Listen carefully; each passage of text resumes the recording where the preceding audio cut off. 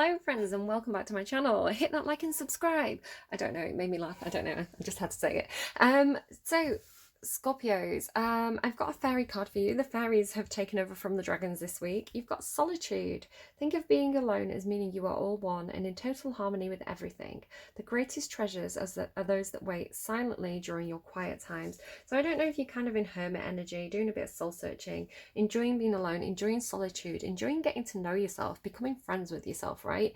Maybe you like that solitude because it gives you a lot of opportunity to kind of do that high priestess kind of intuitive work that you tend to do, you know, receiving inner guidance messages and things like this. I'm going to get you a song on camera. I forgot to do this for Libra, but their song was Beautiful Disaster, which fits their reading so perfectly. Can relate. Maybe a little bit more to the disaster part than beautiful, but yes.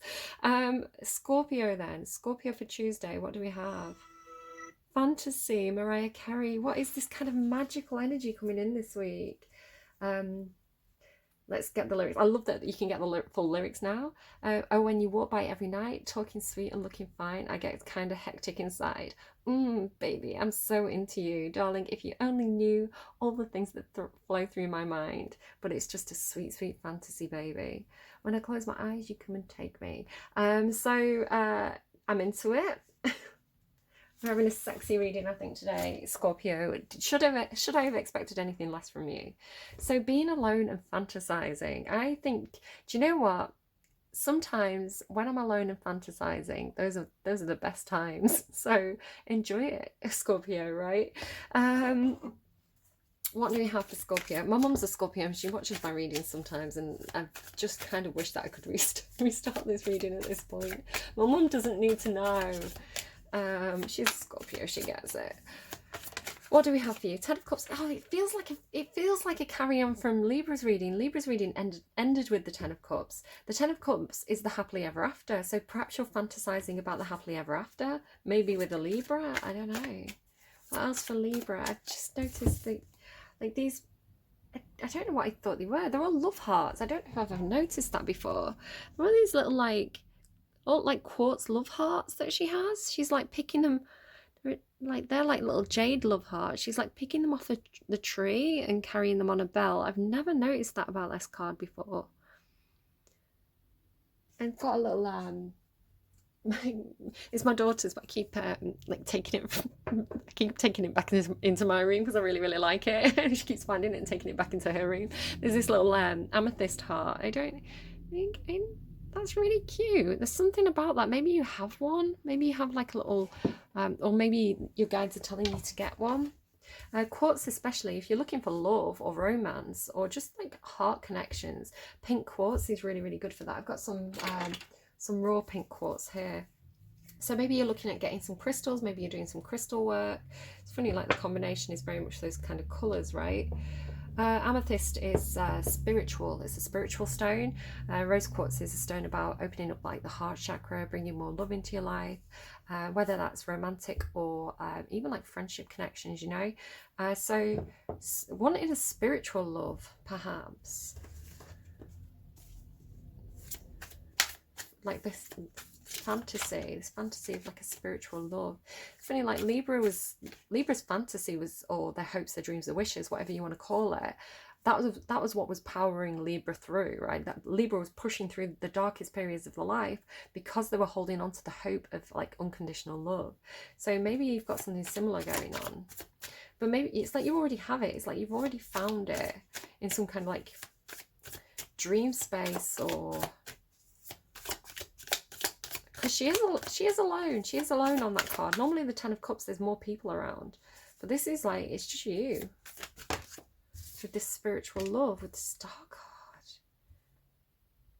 Scorpio, what on earth do you have going on? Look at all the purple. More purple. You're a little bit defensive, kind of taking the high ground, but kind of being a little bit defensive about what you want, your dreams, your wishes, your fantasies,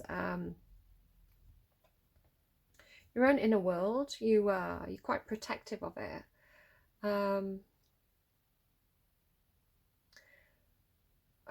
I've talked sometimes. I wrote a book at one point. I sent it to a few publishers and then got a little bit disheartened. And like now that time's passed, it's like I kind of want to rework it. I want to redo it. You know, it's like now I'm like, it's not good enough. I'm seeing all the imperfections in it. But it's like my own inner world, right? It's my own fantasy land. Very much like, probably not to the same degree. I'm not saying I've got as much talent as these people, but, you know, Tolkien with the Lord of the Rings, or, oh, what's her name? Rowling with Harry Potter, you know, this, you know, it's like a whole different universe, you know, even like the Marvel universe and things like this whole different universe that's not, doesn't really exist. But then it does exist. That's kind of like the magician energy, right? The magician brings dreams. The star is like dreams and hopes. Very similar. There's definitely a crossover between your reading and Libra's reading. If you've got an hour and a half spare, go and check out Libra's reading. But you feel like you're one step ahead. You feel like you're already at the finish line a little bit. But I'm getting too many messages. I'm getting distracted. So this what I was going to say with that kind of magician energy, which is like somebody has a dream, somebody has something that happens in their imagination, and then it becomes real. So J.K. Rowling, she had this whole like fantasy land in her head, right? And it maybe didn't start off quite that detailed. She started off with Harry Potter, right? But then it became more and more rich and more varied, and you know, like all this, it just got deeper and more rich the more that she put effort into it. And then all of a sudden she had like, what, how many books is there? 7 books for Harry Potter. And then the books got, so it was in her head, and then it got down on paper, right? And then it became real. It became part of our world. And then it's like the publishers published it, right? And then all of a sudden it got bigger. And then it became movies, and then there was merchandise, and now you see, like, you know, kids going to school with little Harry Potter scarves, or, you know, kids dressing up for World Book Day as Harry Potter. It's this thing that started off as an imagination, a dream, something within someone, right? It didn't exist in the real world. It just existed in like J.K. Rowling or Tolkien's subconscious, you know, their dream space, their imagination. But then it became something real, and it became something that had an impact on the world. It became, you know, a thing to reference. You know, if you're talking about somebody who's greedy or one-track minded, you can reference Gollum, right? It's like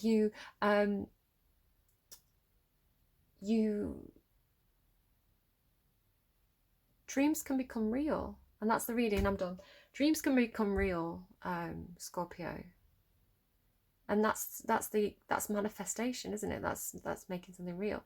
So what I was going to say was, when I wrote my book, I used a lot of music to help me develop the storylines and the characters and things like that. So when I was listening to music, subconsciously, again, it's just something that kind of like I wasn't necessarily actively doing. I just kind of did it. So I'd listen to a song and I'd be like, oh, that really reminds me of that character.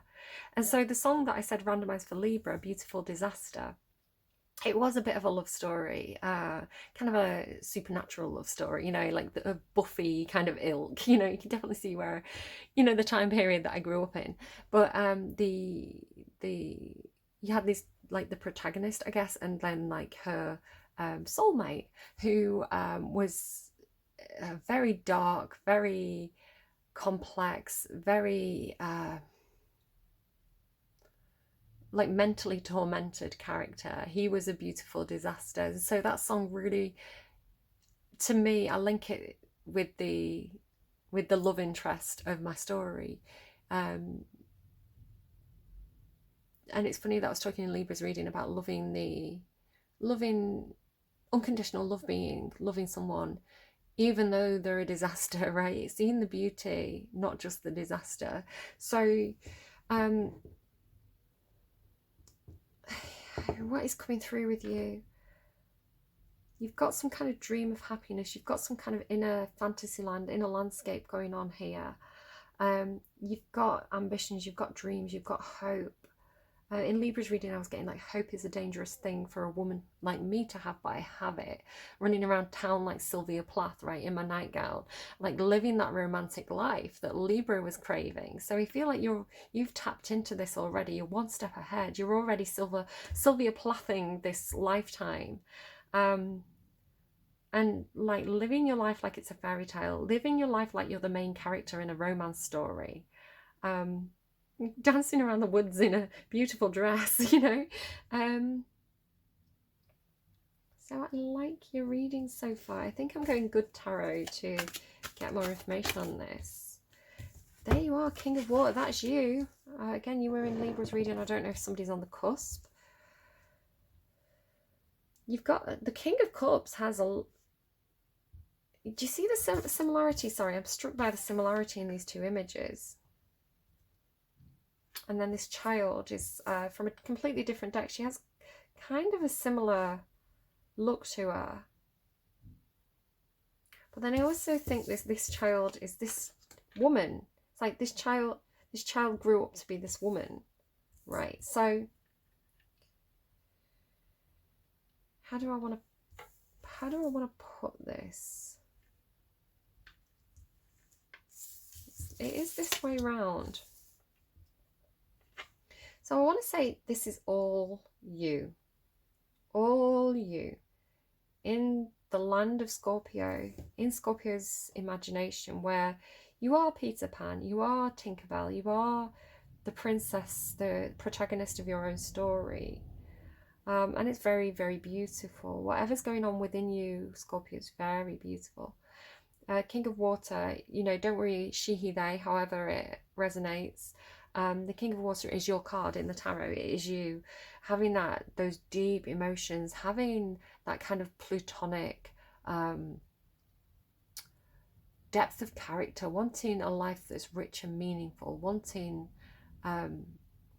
things to matter, wanting things to not just be like surface level, you know, not buying into like consumerist society, seeing that as kind of gauge, I guess, of like, I don't know if I used that word correctly, seeing it as like shallow and, you know, maybe not really feeling like you fit in. I'm getting a lot of this ugly duckling energy this week, like feeling like you don't really fit in, you know. It's like, I get it sometimes where when as a mum doing the school run, especially when my children were younger, you end up chatting with a lot of the other mums in the school playground.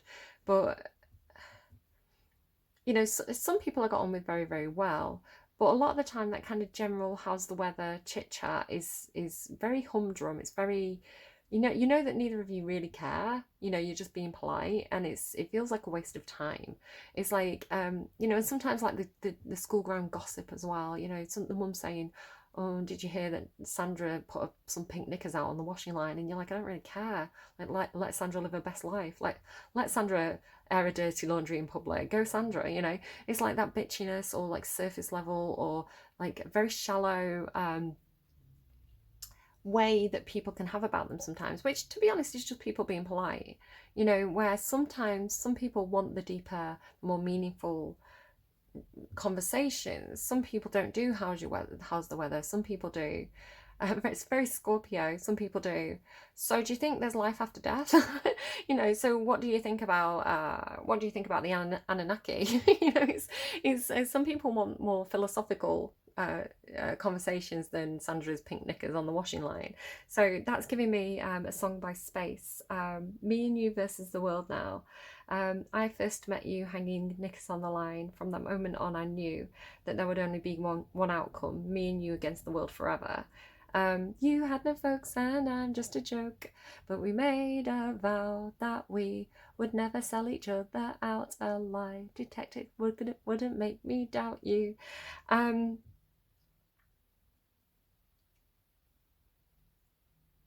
So having a lot of love to give and wanting to share it in a very similar way to what Libra was doing. But then you've got this transformation energy, which is death. It's the death card in the tarot, and it is your energy. It's plutonic energy, so it's one of your cards. It just feels like wanting to have those transformative conversations, wanting to have the seeing the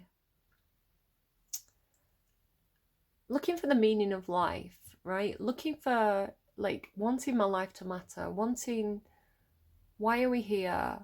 What's the purpose of life? What am I meant to do while I'm here?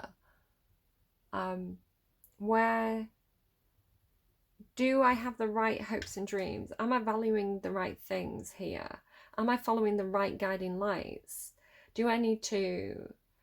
It feels like a very Ovidian, I really like Ovid's Metamorphosis. This is my reference. Sorry if you don't have to understand what that means. I'll explain it. A very... it's just how my references come in, sorry. I don't mean to be highbrow, I'm really not. I'm really lowbrow normally. Ovid's Metamorphosis is a massive book about... I've got it right here. It's a bit dirty, it's a bit dusty, so excuse me. Huge book, and every single story within it is something changes. There's some kind of transformation, there's some kind of metamorphosis. Every single story, the entire book is about transformation.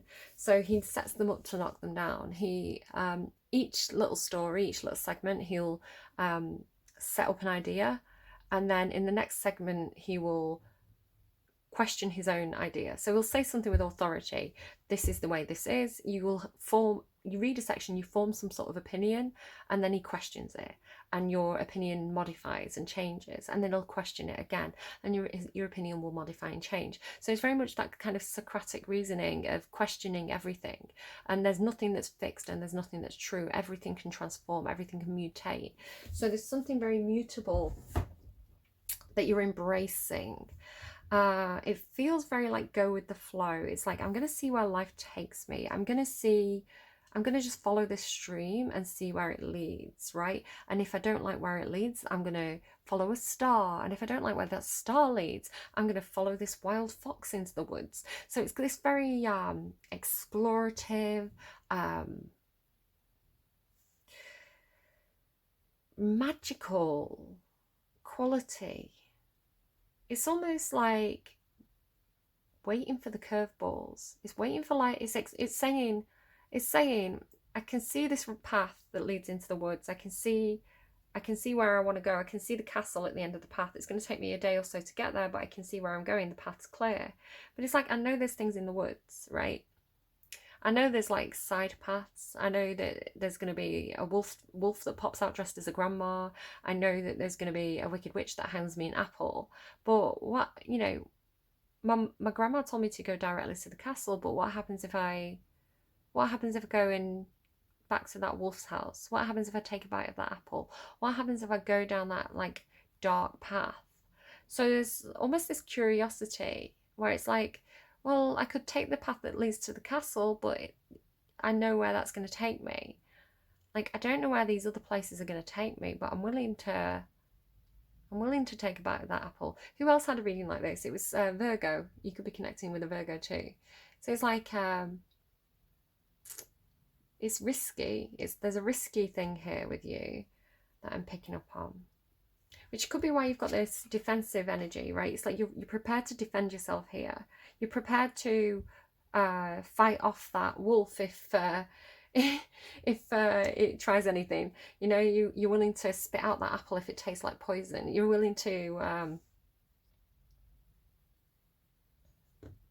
know, fight whatever's on that path. I want to say be safe. Obviously, don't do anything stupid. You know, take care of yourself. But there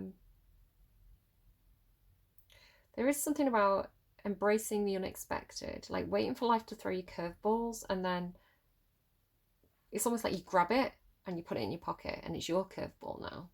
So that's pretty cool. Pretty cool, what can I say? Tell me more about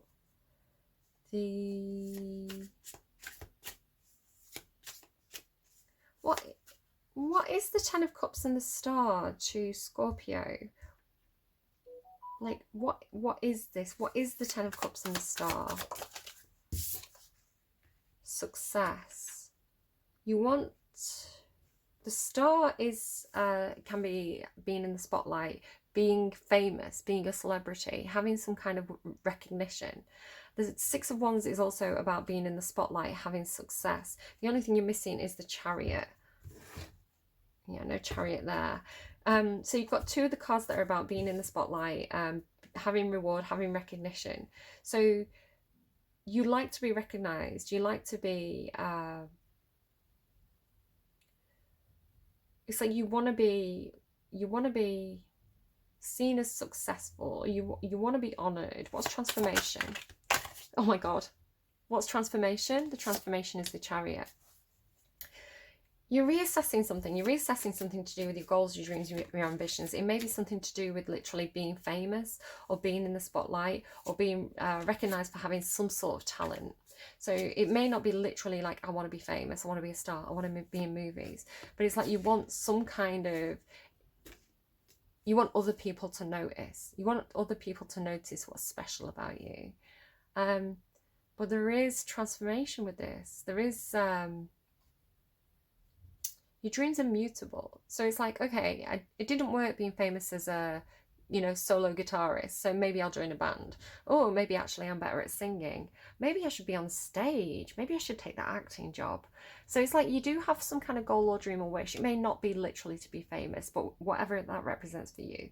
There's some kind of, like I said, it's like you can see the castle. So the castle now is representing where you want to be, where you see yourself in 5 years, right?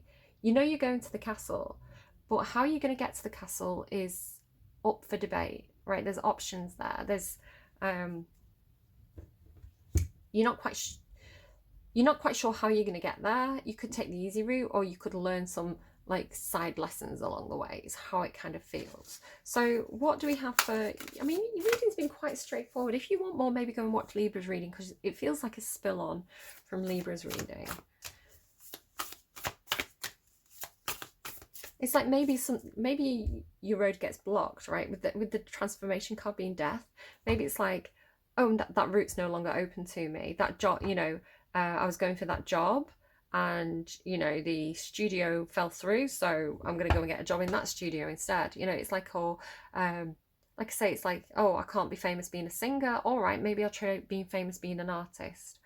It's like the end goal, whatever that castle represents to you, whatever the dream, right, the castle in the sky, whatever the castle in the sky is for you, you know you're going to end up there, you just don't know how. And you're quite open to different options in that regard. So I'm surprised we've not seen the 7 of Cups.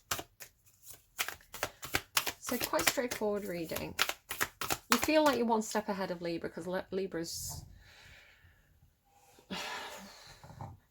I don't know what Libra's doing. I think Libra's in the death energy at the moment. Libra's in there, well, that didn't work out.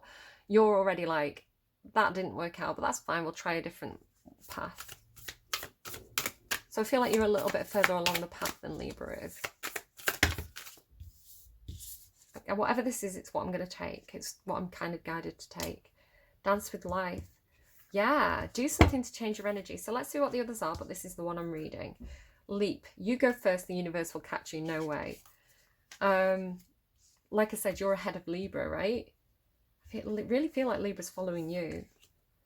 The Age of Light. You've been training for this for lifetimes. See the triangle as well? Don't dim to fit in. How are you dimming your light in order to fit in? You're not meant to dim your light. You're meant to be in the spotlight.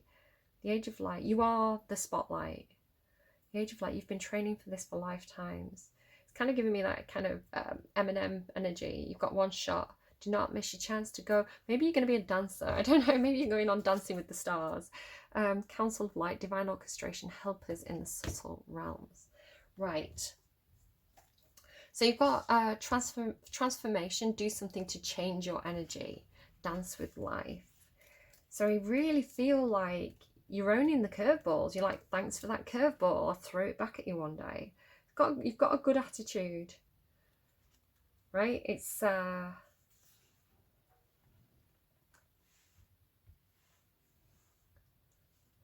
bit like in Minecraft. I was trying to think of another example. I don't know how many of you will follow this as a metaphor, but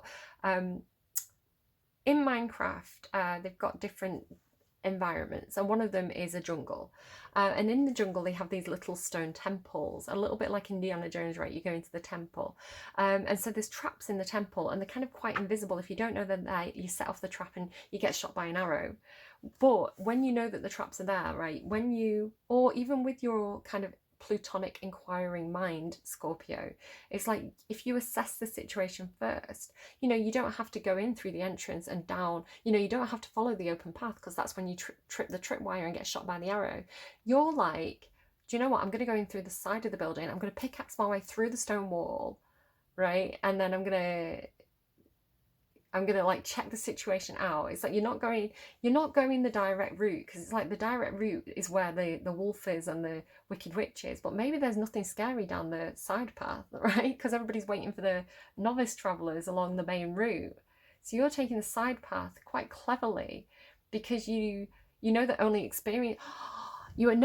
experienced travelers take the side path, you know, because they're not afraid of the dark. So it's almost like you know that the side path, the dark path, is safer, because all the tricksters are waiting on the obvious path for the people who are perhaps a little bit more naive. That's interesting.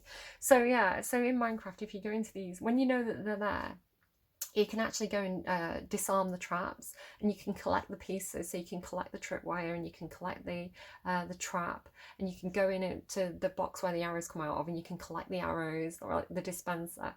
So it's like you're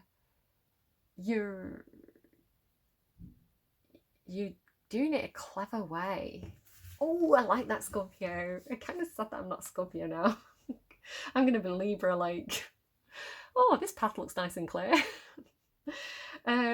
Life is always moving. If you resist this ever-changing flow, your energy will become stagnant and you will fall out of flow with the universe. The universe has a mysterious, intelligent force, a natural rhythmic beat which governs all of life.